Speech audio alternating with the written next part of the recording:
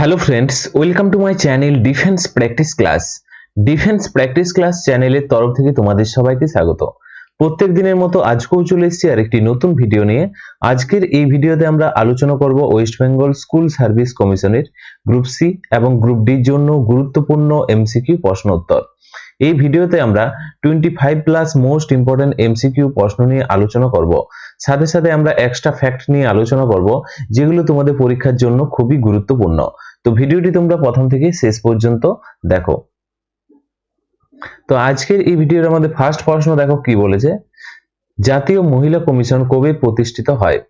এখানে চারটি অপশন রয়েছে, সঠিক উত্তর জেনে থাকলে অবশ্যই তোমরা নিচে কমেন্ট বক্সে কমেন্ট করে জানাবে। প্রত্যেকটি প্রশ্নের জন্য রয়েছে 5 সেকেন্ড সময়। রাইট অ্যান্সার হয়ে যাবে option B is the correct answer. 1992 সালে জাতীয় মহিলা কমিশন প্রতিষ্ঠা হয়। অপশন বি সঠিক উত্তর। ওকে, এবং তোমরা মনে রাখবে এটি মহিলাদের অধিকার সুরক্ষার জন্য তৈরি একটি আইনি সংস্থা। এর প্রথম প্রধান ছিলেন জয়ন্তী পটনায়ক। ওকে, প্রথম প্রধান কে ছিলেন? জয়ন্তী পটনায়ক, এটা তোমরা মনে রাখবে। পরবর্তী প্রশ্ন দেখো, 2 নম্বর প্রশ্ন কি বলেছে, ভারতীয় ভূগোলের জনক কাকে বলা হয়? এই প্রশ্নের সঠিক উত্তরটি হয়ে যাবে রাধা কমল মুখার্জিকে বলা হয়। Option D is the correct answer. Radha Kamal Mukherjee একজন বিখ্যাত ভারতীয় সমাজবিজ্ঞানী এবং অর্থনীতিবিদ ছিলেন, যিনি বাস্তুতন্ত্র এবং আঞ্চলিক সমাজবিজ্ঞান নিয়ে কাজ করেছিলেন।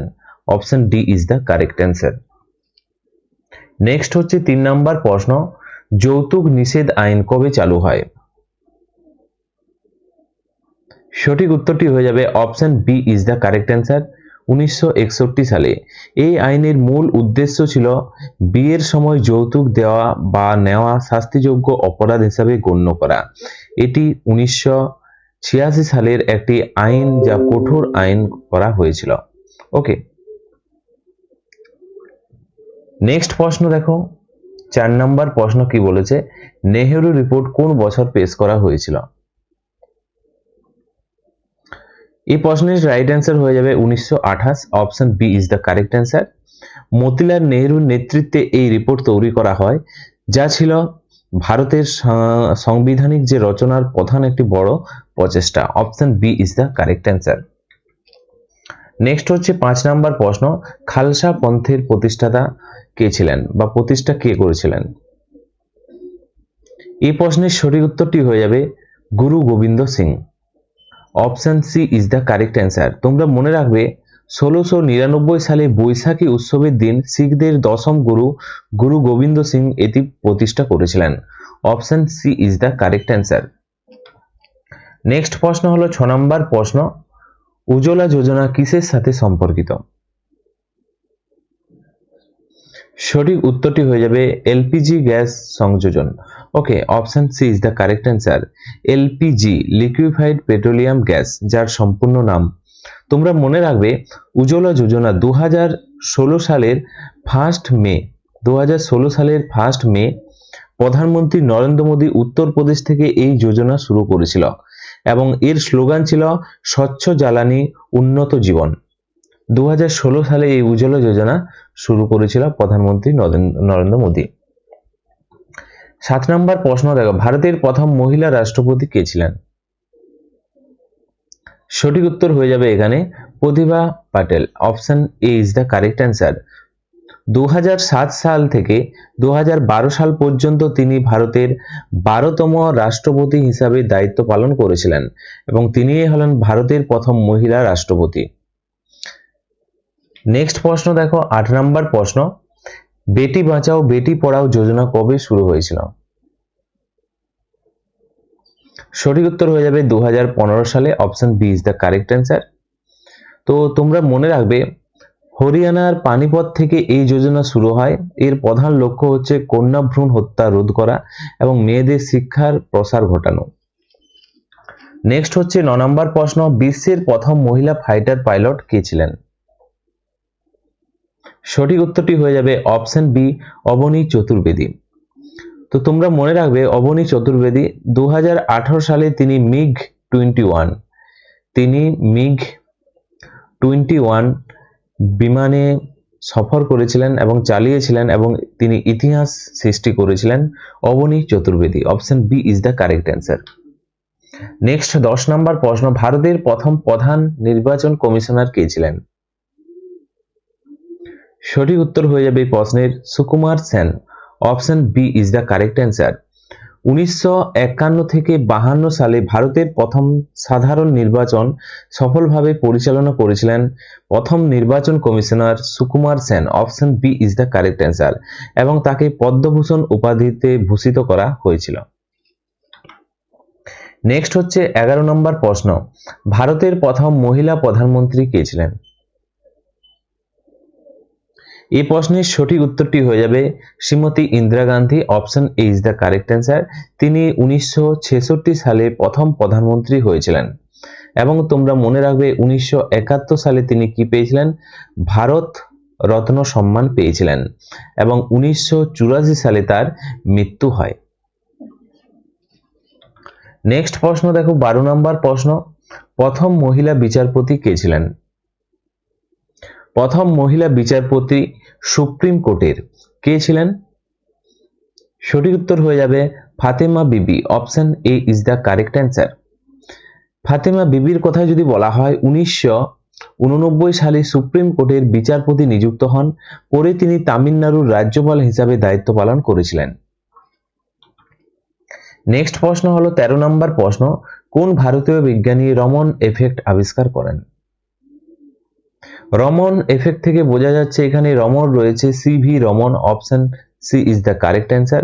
এই আবিষ্কারের জন্য 1930 সালে নোবেল পুরস্কার পান। তার আবিষ্কারের দিনটি 28 ফেব্রুয়ারি। তার 28 ফেব্রুয়ারি এই দিনটি জাতীয় বিজ্ঞান দিবস হিসাবে পালন করা হয়। নেক্সট হচ্ছে 14 নম্বর প্রশ্ন, ভারতের প্রথম মহিলা মহাকাশচারী কে ছিলেন? সঠিক উত্তরটি হয়ে যাবে এখানে অপশন এ কল্পনা চাওলা। কল্পনা চাওলার কথা যদি বলা হয়, কল্পনা চাওলা তিনি STS-87 এর মাধ্যমে 1997 সালে প্রথম মহাকাশে গিয়েছিলেন। নেক্সট প্রশ্ন হলো 15 নম্বর প্রশ্ন, মহাত্মা গান্ধী হিন্দ স্বরাজ কবে লিখেছিলেন? সঠিক উত্তর হয়ে যাবে অপশন বি 1909 সালে। লন্ডন থেকে দক্ষিণ আফ্রিকা যাওয়ার পথে জাহাজে বসে তিনি গুজরাটি ভাষায় এই বইটি লিখেছিলেন এবং ব্রিটিশ সরকারের এটি ছিল নিষিদ্ধ একটি বুক। নেক্সট হচ্ছে 16 নম্বর প্রশ্ন, সংবিধানে মূল কর্তব্য কোন সংবিধানের মাধ্যমে যুক্ত করা হয়েছে? কোন সংবিধান সংশোধনের মাধ্যমে যুক্ত করা হয়েছে মূল কর্তব্য? রাইট অ্যান্সার হয়ে যাবে 42তম। Option is the correct answer. 42তম 1976 সালে সংশোধনীর মাধ্যমে মূল কর্তব্য অর্থাৎ ফান্ডামেন্টাল ডিউটি অ্যাড করা হয়েছে। নেক্সট প্রশ্ন হলো 17 নম্বর প্রশ্ন, মহিলাদের সুরক্ষার জন্য মিশন শক্তি কিসের সাথে যুক্ত? এই প্রশ্নের সঠিক উত্তরটি হয়ে যাবে মহিলাদের সুরক্ষা এবং স্বাবলম্বী।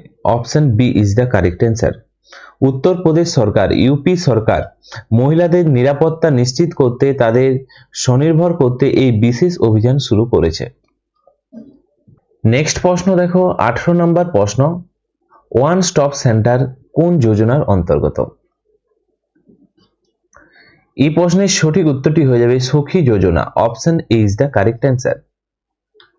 নেক্সট প্রশ্ন দেখো 19 নম্বর প্রশ্ন, ভারতের সবচেয়ে বড় লোনা জলের হ্রদ কোনটি?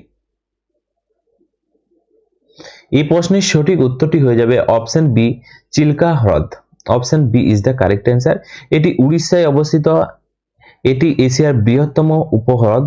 শীতকালে এখানে প্রচুর পরিযায়ী পাখি আসে। নেক্সট প্রশ্ন হলো 20 নম্বর প্রশ্ন, ভারতের প্রথম মহিলা IPS অফিসার কে? সঠিক উত্তরটি হয়ে যাবে কিরণ বেদী। Option A is the correct answer. তোমরা মনে রাখবে 1972 সালের আইপিএস ব্যাচের অফিসার ছিলেন কিরণ বেদী এবং তিনি তিহার জেলে সংস্কারমূলক কাজের জন্য বিখ্যাত ছিলেন।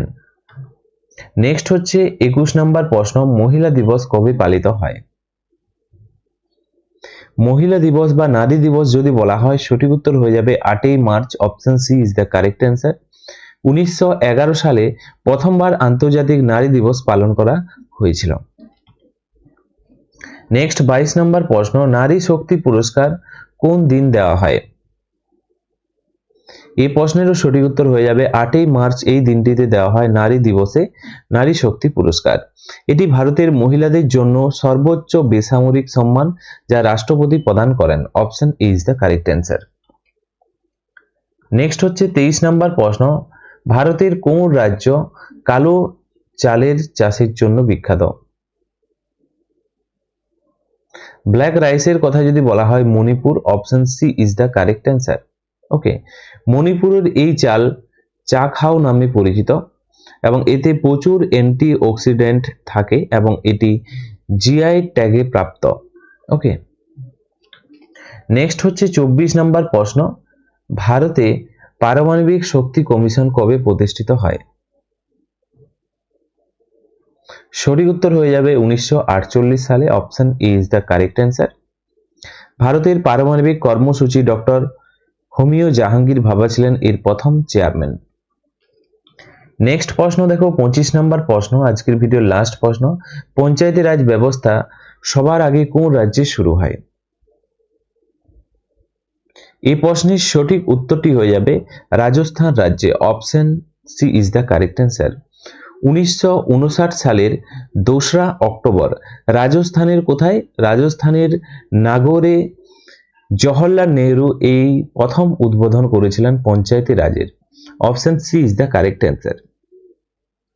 তো ফ্রেন্ডস, এগুলি ছিল আজকের ভিডিওর আমাদের কিছু গুরুত্বপূর্ণ এমসিকিউ প্রশ্ন উত্তর এবং আজকের এই ভিডিওর লাস্ট প্রশ্ন, যেটা তোমাদের জন্য সঠিক উত্তর নিচে কমেন্ট বক্সে কমেন্ট করে জানাও।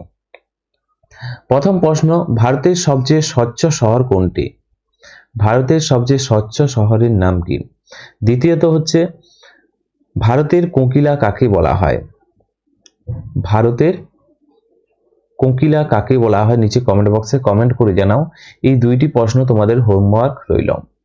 এবং ভিডিওটি ভালো লেগে থাকলে অবশ্যই তোমরা লাইক করো এবং তোমাদের বন্ধুদের সাথে ভিডিওটি শেয়ার করো। আজকের ভিডিওটি এখানেই শেষ করছি। Thank you for watching.